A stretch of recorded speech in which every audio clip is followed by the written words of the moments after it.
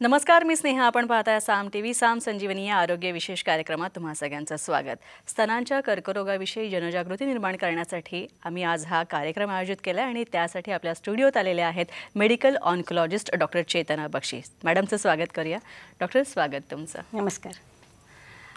डॉक्टरांची थोडक्यात ओळख करून देते. डॉक्टर चेतना बक्षी या मूळच्या नागपूरच्या आहेत. मूळच्या नागपूरच्या असलेल्या डॉक्टर चेतना बक्षी या ठाण्याच्या ज्युपिटर हॉस्पिटलमध्ये कन्सल्टंट मेडिकल ऑन्कोलॉजिस्ट म्हणून सेवा पुरवतात. तसंच नागपूर मेडिकल कॉलेजमधून त्यांनी MBBS आणि MDचं शिक्षण पूर्ण केलेलं आहे. मुंबईत टाटा हॉस्पिटलमध्येच स्पेशलायझेशन केल्यानंतर त्यांनी 3 वर्ष याच हॉस्पिटलमध्ये काम केलं आणि 2005 साली ठाण्यात आल्यानंतर डॉक्टर चेतना बक्षी यांनी KMFमध्ये सल्लागार म्हणून त्या रुजू झाल्या. त्या काम पाहू लागल्या. तसंच गेल्या 17 वर्षांपासून त्या ठाण्यात कार्यरत आहेत. 2015मध्ये ऑन्कोलॉजी क्षेत्रातील उत्कृष्ट सेवेसाठी आणि कामगिरीसाठी त्यांना ग्लोबल व्हिजन पुरस्कार सुद्धा प्रदान करण्यात आलेला आहे. तसंच आर्थिकदृष्ट्या दुर्बल वंचित घटकांना वैद्यकीय सोयी सुविधा कशा पुरवता येतील यासाठी डॉक्टर चेतना या सतत प्रयत्नशील असतात. त्या अनेक धर्मदाय संस्थांशी सुद्धा निगडीत आहेत, संबंधित आहेत. आणि डॉक्टर चेतना बक्षी यांनी केलेलं कर्करोगाविषयीचं संशोधन हे जवळपास 20 संशोधनपर पेपर्स आहेत आहे. आणि हे काम जे आहे डॉक्टर चेतना यांनी केलेलं ते आत्तापर्यंत अनेक राष्ट्रीय आणि आंतरराष्ट्रीय जर्नल्समध्ये, नियतकालिकांमध्ये प्रकाशित करण्यात आलेलं आहे. चला तर मग आता चर्चेला सुरुवात करूया आणि विशेषतः तर स्तनांच्या कर्करोगाविषयी आपण आज डॉक्टर चेतना यांच्याकडनं जाणून घेणार आहोत. मात्र डॉक्टर, सगळ्यात आधी साहजिकच हा प्रश्न आहे की कर्करोग म्हणजे काय? तर कर्करोग म्हणजे हा असा रोग नाही आहे जो बाहेरून कोणाला येतो. तो आपल्या शरीराच्या आतनंच येतो. म्हणजे आपल्या शरीरामध्ये ज्या नॉर्मल पेशी असतात, एखाद्या पेशीमध्ये कधी असा बदल होतो जेव्हा एक पेशी ती खूप रॅपिडली मल्टिप्लाय व्हायला लागते. म्हणजे एका पेशीचे 2, 2चे 4, 4चे 16, 16चे 20, 1000, 10,000 आणि मग जेव्हा ते खूप साऱ्या पेशी होतात तेव्हा त्याचा गोळा तयार होतो. त्याला आपण ट्यूमर म्हणतो आणि हे कर्करोग आहे. तर याच्यामध्ये आणि नॉर्मल ट्यूमरमध्ये काय फरक असतो की हा जो कर्करोग आहे, हा जो ट्यूमर आहे याला जागा लागते. कारण कोणत्या पण गोष्टीला जागा लागणार. मग ते आजूबाजूच्या अवयवांना इकडे तिकडे असं ढकलायला लागतात आणि त्याच्यामुळे बाकीच्या अवयवांवर परिणाम होतो. तसंच हे जे ट्यूमर आहे कधी कधी तो रक्तवाहिन्यामध्ये जातो आणि तो वेगवेगळ्या ऑर्गन्समध्ये जाऊन तिकडे ते पुन्हा वाढायला लागतात. याला आपण कर्करोग असे म्हणतो. अच्छा डॉक्टर, विशेषतः स्तनांच्या कर्करोगाविषयी आपण बोलतोय. तर मुळात स्तनांचा कर्करोग जेव्हा एखाद्याला लागण होते, कुठल्याही स्त्रीला किंवा पुरुषाला, तेव्हा साधारणतः सर्वसामान्यतः आधी प्राथमिक लक्षणं कुठली दिसतात? तर सगळ्यात महत्त्वाची म्हणजे आपल्या स्तनामध्ये गाठ येणे. आता स्तनामध्ये जी गाठ येते ती पुष्कळदा त्याला काही वेदना होत नाहीत, ज्याला वेदनारहित गाठ म्हणतो. त्याच्यामुळे पुष्कळशा ज्या बायका असतात त्यांच्या लक्षात येत नाही किंवा लक्षात आलं तरी दुखत नाही आहे म्हणून त्या जात नाही. तर that is the most common symptom की स्तनामध्ये गाठ येणे किंवा कधी कधी काखेमध्ये गाठ येते किंवा मानेमध्ये गाठ येऊ शकते किंवा जे निप्पल असतं ते असं आत ओढलं जातं किंवा एखादा स्तन असा जड होतो किंवा स्तनावरची जागा अशी लाल होते. तर हे सगळे कर्करोगाचे लक्षणं आहेत. पण गाठ हे सगळ्यात पहिले येणारं लक्षण आहे. अच्छा डॉक्टर, यानंतर आपण निदानाकडे येऊया. स्तनांचा कर्करोग असल्यास त्याचं निदान कसं केलं जातं? तर जेव्हा कोणाला अशी गाठ आली तर सगळ्यात पहिले तर डॉक्टरकडे जायला पाहिजे. मग एकदा तुम्हाला डॉक्टरांनी तपासल्यानंतर मग ते तुम्हाला काही प्राथमिक चाचण्या सांगतात. तर सगळ्यात महत्त्वाची जी चाचणी आहे त्याला आपण मॅमोग्राफी असं म्हणतो. मॅमोग्राफी म्हणजे कसं, आपण जसं जेव्हा आपण एक्सरे काढतो तो एक्सरे कसा उभा काढतो आणि आपलं जे स्तन आहे ते असं आडवं असतं. तर मॅमोग्राफी म्हणजे थोडक्यात सांगायचं म्हणजे आडवा एक्सरे, ज्याच्यामध्ये त्या एक्सरे प्लेटमध्ये आपलं स्तन ठेवलं जातं आणि त्याच्यामध्ये आपल्याला समजतं की आतमध्ये समजा काही ट्यूमर असेल तर तो त्याच्यामध्ये आपल्याला दिसतो. त्याच्यामध्ये समजा ट्यूमर दिसला तर त्याच्यानंतरची सगळ्यात दुसरी महत्त्वाची चाचणी ज्याच्यावरनं आपण डायग्नोसिस करतो ते म्हणजे बायोप्सी. तर बायोप्सी म्हणजे त्या गाठीमधनं तुकडा काढण्यात येतो आणि तो तपासायला पाठवण्यात येतो आणि मग त्याच्यावरनं निदान होतं. अच्छा डॉक्टर, बऱ्याचदा म्हणजे आपण अनेक कार्यक्रम आजवर बघितलेले आहेत किंवा इंटरनेटवर सुद्धा सांगितलं जातं की महिलांनी घरच्या घरी स्तनांची स्वतपासणी कशी करायची. तर त्याबद्दल एक सांगाल का? आणि मुळात ही तपासणी करताना खबरदारी कुठल्या प्रकारची घ्यायची असते? तर सेल्फ ब्रेस्ट एक्झामिनेशन म्हणजे स्वतःहून स्वतः केलेली तपासणी एक अतिशय महत्त्वाचं टूल आहे या डायग्नोसिसमध्ये. कारण हे घरच्या घरी करता येतं आणि जसे बाकीचे ऑर्गन्स कसे आत असतात, आपलं जे स्तन आहे ते शरीराच्या बाहेर आहे, त्याच्यामुळे ते तुम्ही स्वतःहून तपासू शकता. तर प्रत्येक स्त्रीनी ॲटलिस्ट 3 महिन्यातनं एकदा ही तपासणी केली पाहिजे. आणि ही तपास करायची वेळ म्हणजे आपली मासिक पाळी जेव्हा होऊन जाते त्याच्यानंतर 3 ते 4 दिवसांनी करायची. कारण तुम्हाला माहिती असेल सगळ्यांना पाळी याच्या आधी पुष्कळ जणांना ब्रेस्ट थोडे जड होतात किंवा कधी कधी हातामध्ये असे ट्यूमर लागायला लागतात. तर त्याच्यामुळे कधी कधी चुकीचं हे होऊ शकतं की आपल्याला ट्यूमर झाला आहे का. म्हणून पाळी झाल्यानंतर 2 ते 3 दिवसांनी ही तपासणी करायची. त्याच्याकरता एक स्तन जो आहे तो एका हाताने एका साईडला फिक्स करायचा आणि मग दुसऱ्या हाताने गोलाकार फिरवायचं की आपल्याला कुठे गाठ आहे का बघायचं. आणि त्याच्यानंतर ॲट द सेम टाईम म्हणजे आरशासमोर उभं राहून दोन्ही हात असे वर करायचे. जेव्हा आपण दोन्ही हात वर करतो आपले स्तन वर होतात. समजा एखाद्या स्तनामध्ये गाठ असेल तर ते जड होतं, मग ते स्तन तेवढं वर जाणार नाही. So that is one sign जे आपल्याला सांगू शकतं की नाही या स्तनामध्ये, कारण समजा खूप गाठ हात असेल तर ती हाताला लागणार नाही, पण तो स्तन वर जाणार नाही तर आपल्याला कळू शकतं की नाही हा एवढा वर जात नाही, हा वर गेला. किंवा जसं तुम्ही निप्पल बघायचं, निप्पल इन्व्हर्टेड झाला आहे का, एक निप्पल वर आहे एक खाली गेलेला आहे का, निप्पल पिळून थोडंसं त्याच्यामधनं काही स्त्राव येतो का हे बघणं आवश्यक आहे. आणि काखेमध्ये पण कोणती गाठ आहे का हे बघणं आवश्यक आहे. तर 3 महिन्यातनं एकदा हे प्रत्येक स्त्रीनी आफ्टर द एज ऑफ 25 करणं आवश्यक आहे. अच्छा डॉक्टर, मेमोग्राफी हा शब्द आपण बऱ्याचदा ब्रेस्ट कॅन्सरशी रिलेटेड आहे, तो आपण बऱ्याचदा ऐकतो, तर याविषयी जरा सांगाल मेमोग्राफी म्हणजे काय? तर जसं मी तुम्हाला याच्या आधी सांगितलं की मॅमोग्राफी ही एक प्राथमिक तपासणी आहे आणि आपण ही चाचणी प्रत्येक पेशंट जेव्हा गाठ घेऊन येतो तेव्हा करतो. तर हे जसं मी सांगितलं की तो एक प्रकारचा एक्सरे आहे ज्याच्यामधनं आपण तो जो ब्रेस्टचा आहे असा आडवा एक्सरे काढण्यात येतो आणि त्याच्यामध्ये समजा पेशंटला ट्यूमर असेल तर तो आपल्याला दिसू शकतो. तर पर्टिक्युलर म्हणजे हा कॅन्सरस आहे की कॅन्सरस नाही आहे हे मॅमोग्राफीवरनं त्या डॉक्टरांना कळू शकतं. आणि मग त्याच्यावरनं समजा असं वाटत असेल की कॅन्सर आहे तर मग पुढची तपासणी त्याच्यावर केली जाते. अच्छा डॉक्टर, यानंतर आपण थोडंसं प्रिकॉशनरी मेजर्सकडे येऊया. खरं तर कर्करोग हा आजार असा आहे की तो आपल्या बदलत्या, इट्स अ लाईफस्टाईल डिसीज, बदलत्या जीवनशैली ही जास्त महत्त्वाचं कारण मानलं जातं. जेनेटिक चेंजेस तर आहेच, पण बदलती जीवनशैली. तर मला एक विचारायचं आहे की आपली लाईफस्टाईल चेंज होत राहिली आहे, भविष्यात आज जी आहे त्यापेक्षा आणखी वेगळी असेल, पण या दृष्टीने मला विचारायचं आहे की आपली बदलती जीवनशैली त्याच्याशी मिळतं जुळवून घेताना कशा प्रकारे आपण कॅन्सरपासून आपल्याला कमीत कमी धोका येईल याविषयी आपण काळजी घेऊ शकतो? खूपच महत्त्वाचा इम्पॉर्टंट प्रश्न आहे. तर कसं आहे की जसं सगळेजण म्हणतात की आजकाल कॅन्सर खूप वाढतोय, त्याचे कारण हेच आहे की आपली जीवनशैली बदलली आहे. जसं आधीच्या काळामध्ये सगळेजण काटक होते, ते काम करायचे रस्त्यावर जाऊन किंवा बाहेर जाऊन.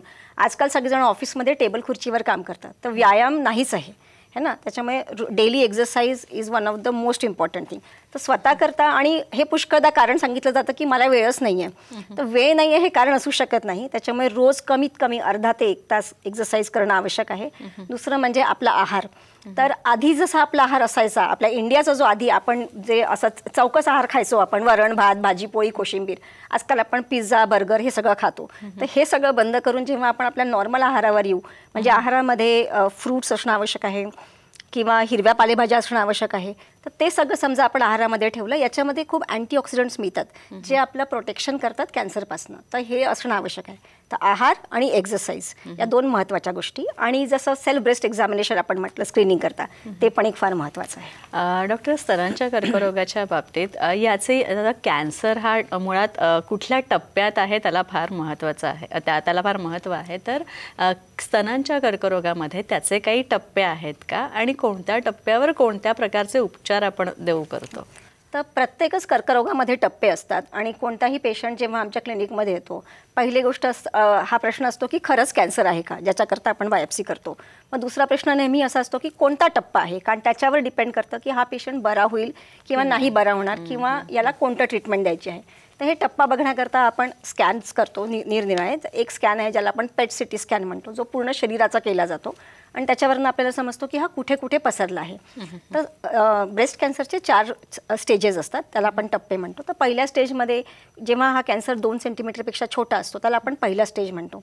समजा तुम्ही लवकर आलात डॉक्टरकडे आणि पहिल्या स्टेजमध्ये समजा आपण डायग्नोसिस केलं, तर हा व्यवस्थित क्युअर होऊ शकतो. त्याच्याशिवाय हे पण आहे की तुम्हाला खूप मोठ्या ट्रीटमेंटची गरज पण पडत नाही. पुष्कळदा पेशंटला छोटीशी सर्जरी करून आम्ही पाठवून देतो, त्यांना किमोथेरपीची किंवा अशा कोणत्या औषधांची गरज पडत नाही. मग दुसरा टप्पा म्हणजे समजा तो 2 ते 5 सेंटीमीटरमध्ये असेल किंवा काखेमध्ये एखादी नोड पॉझिटिव्ह असेल, त्याला आपण दुसरा टप्पा म्हणतो. तर दुसऱ्या टप्प्यामध्ये पण हा कॅन्सर पूर्णपणे क्युरेबल आहे, पण थोडी ट्रीटमेंट पहिल्या टप्प्यापेक्षा थोडी जास्त देण्यात येते. तिसरा टप्पा म्हणजे हा कॅन्सर जेव्हा थोडासा अजून पसरतो, त्याला आपण तिसरा टप्पा म्हणतो. याच्यामध्ये ट्रीटमेंट विल बी लॉंगर आणि अजून it will be more difficult for the patient, but still it is curable at that stage. चौथा टप्पा म्हणजे एका ऑर्गनपासून जेव्हा दुसऱ्या ऑर्गनमध्ये जातो. फॉर एक्झाम्पल जसं आपल्या स्तनामध्ये आहे, तिकडनं तो समजा आपल्या लिव्हरमध्ये किंवा आपल्या फुफ्फुसामध्ये किंवा आपल्या हाडांमध्ये गेला, त्याला आपण चौथ्या स्टेजचा कॅन्सर म्हणतो. आणि अशा वेळेस आपण ट्रीटमेंट करतो, पण पूर्णपणे त्याला बरं करता येत नाही, म्हणजे क्युअर त्यांना पूर्णपणे करता येत नाही. म्हणूनच म्हणजे आम्ही सारखं सांगतो की तुम्ही लवकर डॉक्टरकडे जा. याचं कारण हे आहे की लवकर आलात तर ट्रीटमेंटही लहान आहे आणि पेशंट पूर्णपणे बरा होऊ शकतो. नक्कीच सर, आपण डॉक्टर चेतना बक्षी यांच्याकडनं आणखी या सगळ्याविषयी जाणून घेणार आहोत.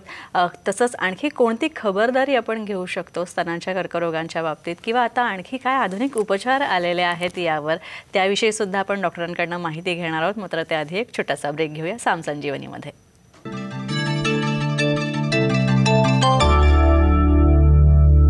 ब्रेकनंतर साम संजीवनीमध्ये आपलं स्वागत. डॉक्टर चेतना बक्षी आपल्यासोबत आहेत आणि स्तनांच्या कर्करोगाविषयी जनजागृती करण्यासाठी आपण आजचा हा कार्यक्रम आयोजित केलेला आहे.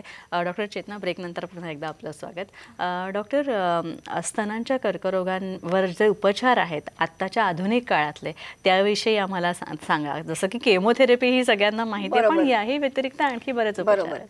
तर सगळ्यात पहिले म्हणजे आजकाल तर मेडिकल सायन्स एवढं इव्हॉल्व झालं आहे की सगळ्याची ट्रीटमेंट एकदम नवीन नवीन आलेली आहे. तर आपण समजा सर्जरीपासून चालू केलं तर पहिले आपण जेव्हा कर्करोग झाला तर पूर्ण स्तन काढायचे. इनफॅक्ट पुष्कळ पेशंट्स त्याच्याच करता डॉक्टरकडे येत नाही, कारण त्यांना ते स्तन काढायचं नसतं. तर आजकाल पूर्ण स्तन काढायची गरज पडत नाही, आपण फक्त ती गाठ काढण्यात येते, त्याच्यामुळे एवढा पेशंटला त्रास होत नाही.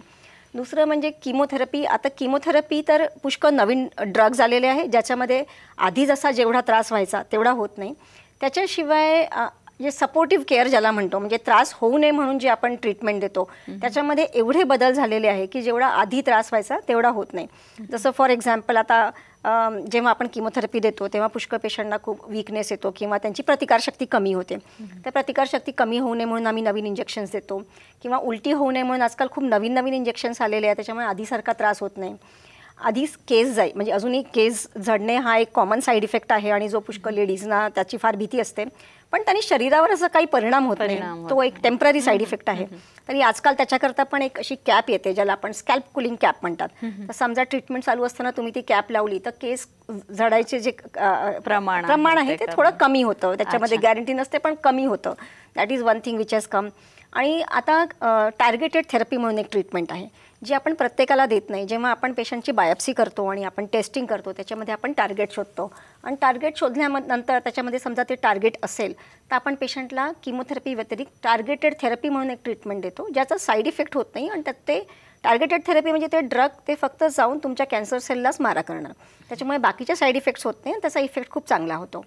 याच्याशिवाय आजकाल एक नवीन थेरपी आली आहे ज्याला आपण इम्युनोथेरपी म्हणतो.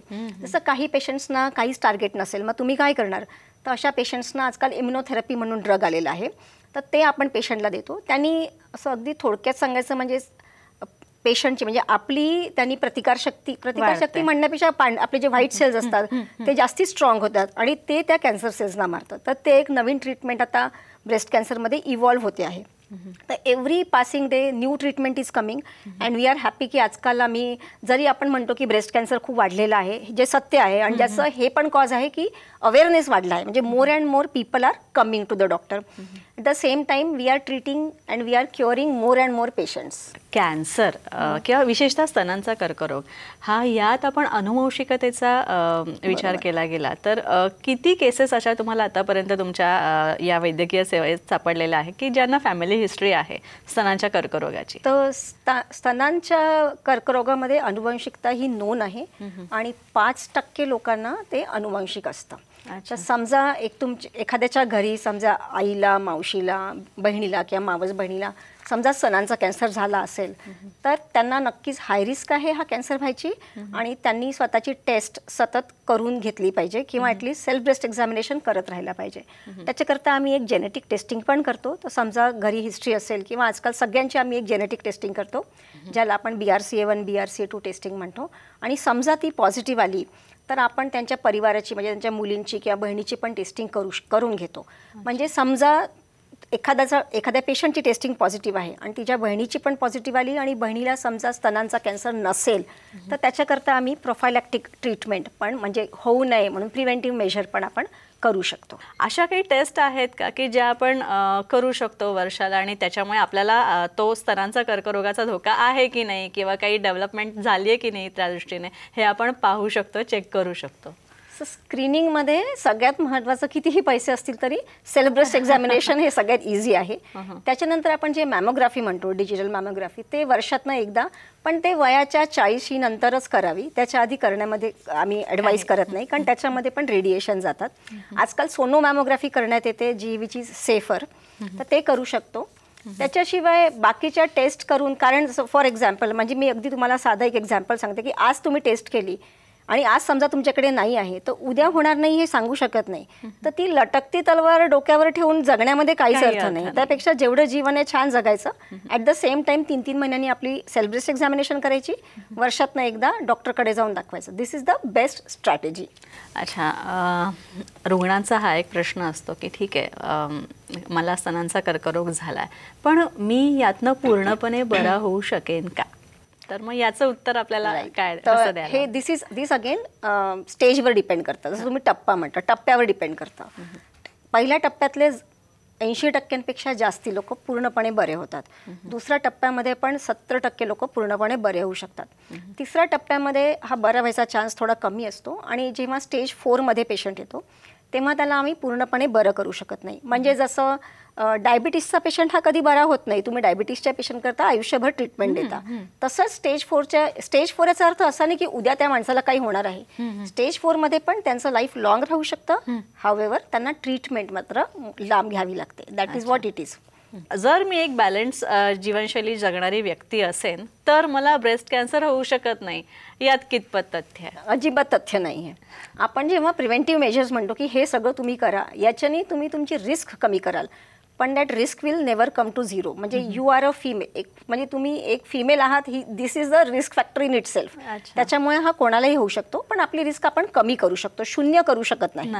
आणि एक आहे की तुमची समजा जीवनशैली चांगली असेल, कधी कधी काय होतं की आपल्याला आपल्या जीन्समध्येच काहीतरी प्रॉब्लेम असतो, तो तुम्ही चेंज करू शकत नाही, त्याच्यामुळे पण कोणाला हा कर्करोग होऊ शकतो.